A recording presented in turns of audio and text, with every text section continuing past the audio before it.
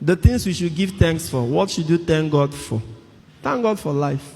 Talk about protection of life.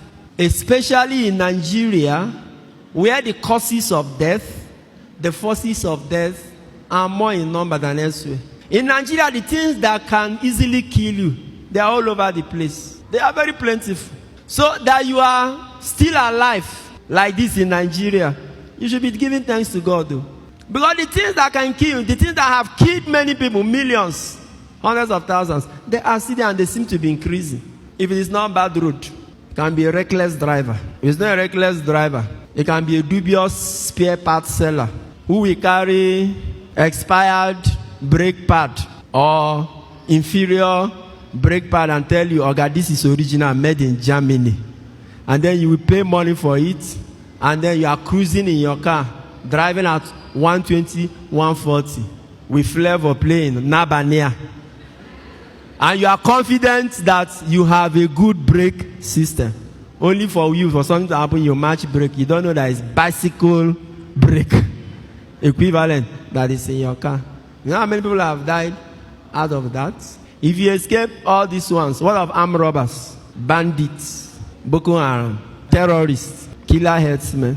If you escape those ones, diseases, sicknesses, haven't you heard of somebody who they say, "No, he just headache, or he just complained of headache, and oh no, he just complained of stomach ache." But you and I know you have suffered stomach ache for like 3, 4, 5 days and you are still alive. Even common malaria that have been eradicated in some countries for years is still killing people in Nigeria. But you have this, you survive.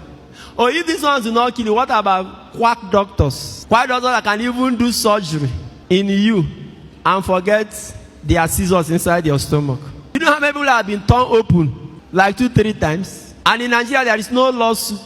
2 guys were lying on the hospital bed, and after surgery, the other one was very happy. He said, "Thank God, this surgery was okay." Then the other guy asked him, "Who operated it?" He mentioned the name of the doctor. He said, "Bros, if I were you, don't rejoice yet." He said, "That doctor, he's fond of forgetting things inside people's stomach." As they were talking, the doctor came inside and asked them, "I beg, I'm looking for my face cap. Has anybody seen?"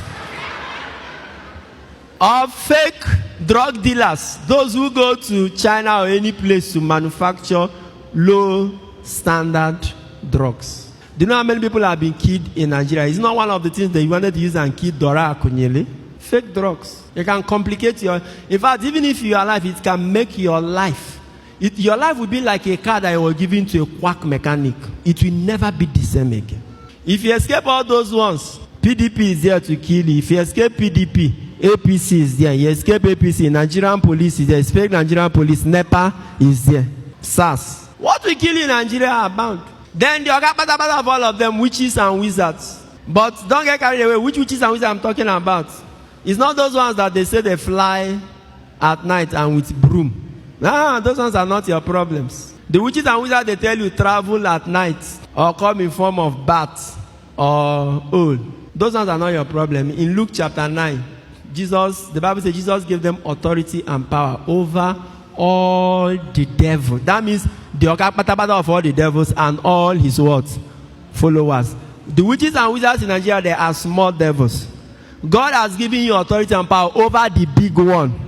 How much? That one. And in Mark chapter 16, it says, "Nothing shall hurt you. You shall not be hurt." The witches and wizards I'm talking about, they are in the presidency, in the National Assembly, in the Senate, in government houses. They are civil servants. They are politicians. They are Hausas, Igbos, Yorubas. They are Catholics, Pentecostals, Protestants, Christians, Muslims. Those are the witches and wizards that kill more people in Nigeria.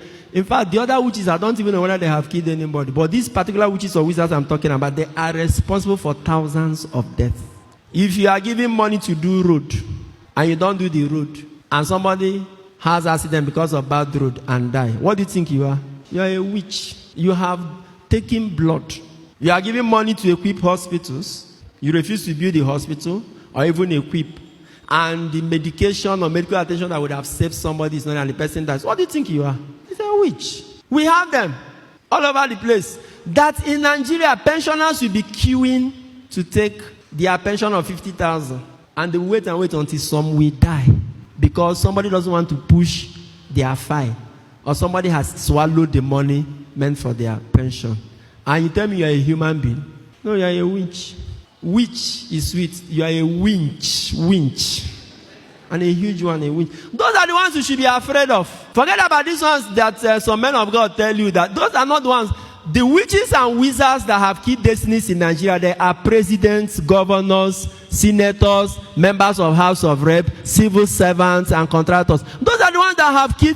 All these deliverance you are running about for people to release your destiny. Those who are holding your destiny, they are in Aso Rock. I am very serious about it. It's not the small witches, they say they are flying up and down. Those ones, they are looking for blood. If they don't see your blood, they will go and chop fruit and rest. You survive this kind of people in Nigeria, you should be happy. There's another set of witches and wizards, though, fake pastors and men of God.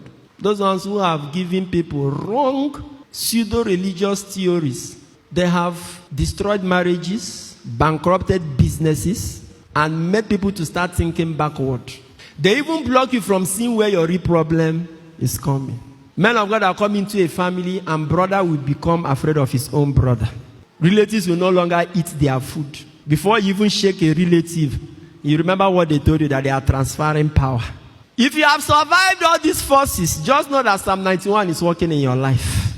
He said 1,000 may fall at your side, 10,000 at your right. You, it will never approach, because his faithfulness is buckler and shield. He said your eyes have only to look to see how the wicked are repaid. He has given his angels charge over you to keep you in all your ways. It can also be Psalm 125. Those who put their trust in the Lord, they are like Mount Zion that cannot be shaken, that stands firm forever. And as the mountains surround Jerusalem, so the Lord surrounds his people. Help me tell somebody, God has surrounded you. God has surrounded you.